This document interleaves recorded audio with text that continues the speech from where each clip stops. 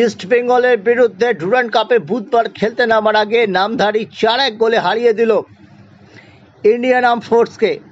সূচনায় নামধারী গোল খেয়ে গিয়েছিল। স্যামুয়েল গোলটি করেছিলেন সেনা দলের হয়ে, কিন্তু পেনাল্টি থেকে ক্যাপ্টেন ডেগন সমতায় ফেরেন দলকে।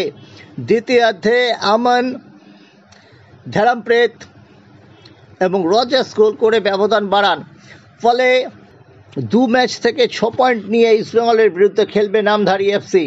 নামধারী এবং ইস্টবেঙ্গলের ম্যাচটি এই গ্রুপের নির্ণায়ক ম্যাচ হতে চলেছে। কারা চ্যাম্পিয়ন হয়ে পরবর্তী রাউন্ডে যাবেন, এবং যেহেতু 6টা রানার্স টিমের মধ্যে সেরা 2টো রানার্স টিম যাচ্ছে, সেক্ষেত্রে নামধারী যেই 6 পয়েন্টে পৌঁছে গেল, এটা কিন্তু পরবর্তীকালে তাদের পক্ষে সুবিধাও হতে পারে।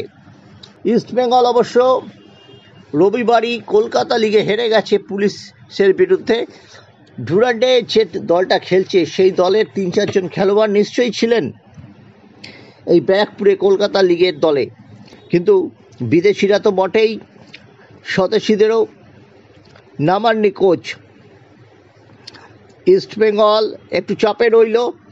বড় টিমের লক্ষ্যই থাকে চাপে পড়া এবং সেই চাপটাকে রিলিজ করে বেরিয়ে আসা। ডায়মন্ড হারবার সুসংহত দল আছে।